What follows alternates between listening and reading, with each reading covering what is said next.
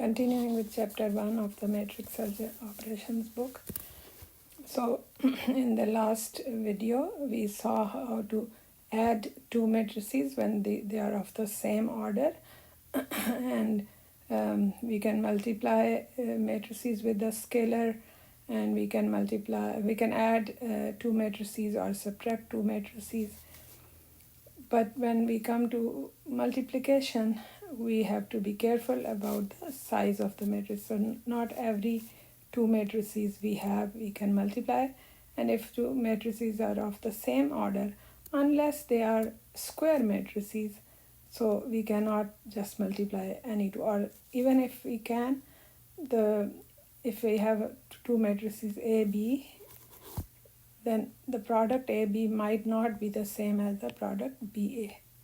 This is something we have seen in the previous video, where we could find one and we couldn't compute the other one. But sometimes it will be that you can actually find both AB and BA, but you might notice that they are not the same. So in general, they are not the same. Sometimes, occasionally, it can be that they come out to be the same, but then they have to be some special matrices.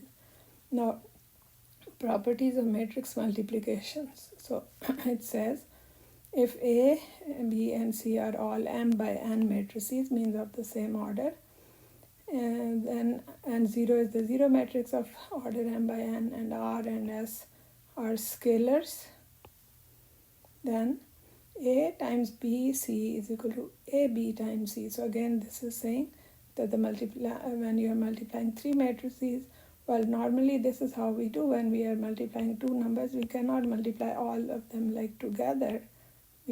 All three together. What we do, we multiply two of them and then we multiply the result with the third. So the same thing with the matrices. So if I have to find the product A, B, C, I will either multiply A and B and then the result with the C. Or I can multiply the BC. I can multiply the BC first and then the result with AC. So that's what we are saying in the first property, and this is called the associative property. But remember, with the numbers, I could have done that. I multiply first 2 and 5 and then multiply the result with 3. But in matrices, we cannot do that. Okay, so the next thing, property is saying that A plus B times C. So if we have A plus B, so we are adding two matrices and then multiplying the result with the C.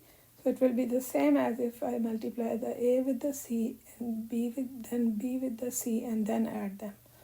Third property, the kind of similar thing, but we are now, this is the multiplication on the right and this is the multiplication on the left. And you should know that they might not be the same. Okay, now when we have a matrix A multiplied with a scalar R, and we want to multiply it, find the result of multiplication with the matrix B on the right.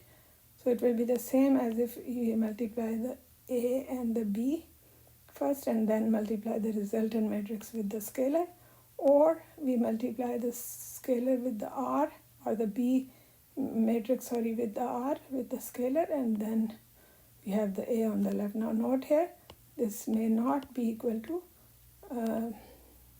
RB times A, because then we are moving the position of A. So these cannot be equal. Okay, the very important thing now is row echelon form. So what is a row echelon form? This is something that we will have to come with, but there was something I think maybe we should have studied first. Okay, there are something called the row operations on a matrix. Looks like I forgot to put them here. Okay, so what are the row operations on a matrix? So let's write them down here. So these are the row operations you can do on the matrix. The first is you can exchange any two rows.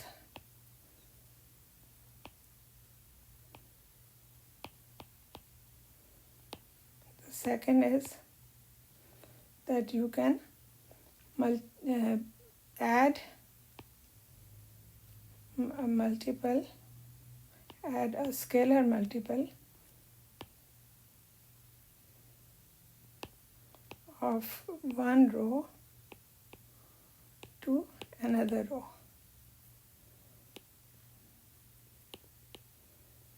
And the third one is just multiply a row by a scalar.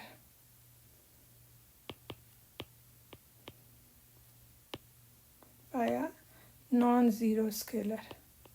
So you shouldn't be multiply a row by 0.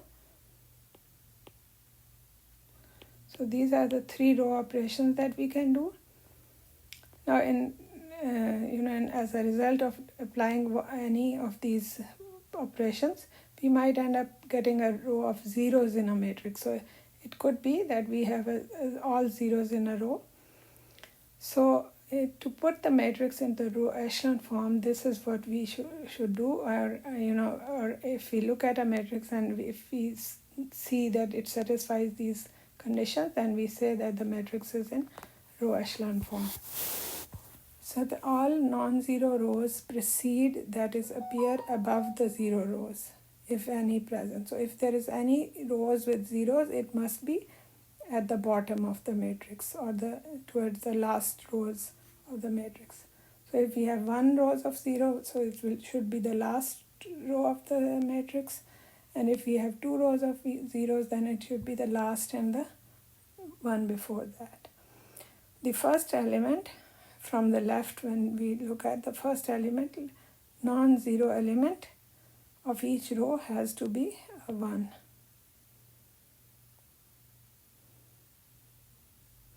When the first non-zero element of a row appears in column C, then all elements in column C in succeeding rows are zeros. So all the columns below the 1 should be 0.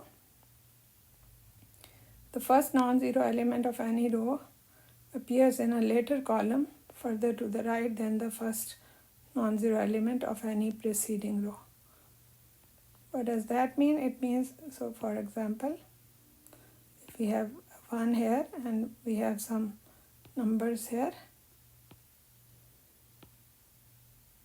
So now in the next row, the 1 should not be under the 1 over here.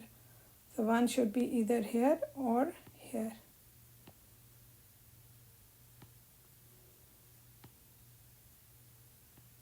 Or again in the third row, if there is a 1 or a non-zero number, then it shouldn't be in these 2 positions, or in these 3 positions, because if we have 1 over here, then this is not in echelon form. So in order for it to be in echelon form, the 1, if it appears, must be over here. Or if we don't have it, then each entry in this row would be 0, has to be 0, in order for this to be in echelon form. Because if we have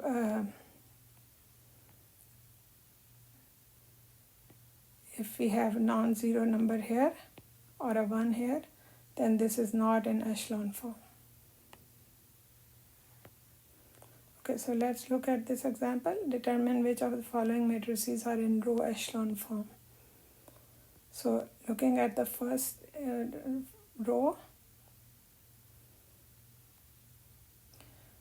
so we have 1, 2, negative 1, 0 in the first row. So 1 is appearing over here. So yes. So this is actually, we call it the pivot number, or the pivot. This is something we will see later. So we have 1 here, and then we have some non-zero entry. But look at this, below the 1, all the entries are 0. So that's good.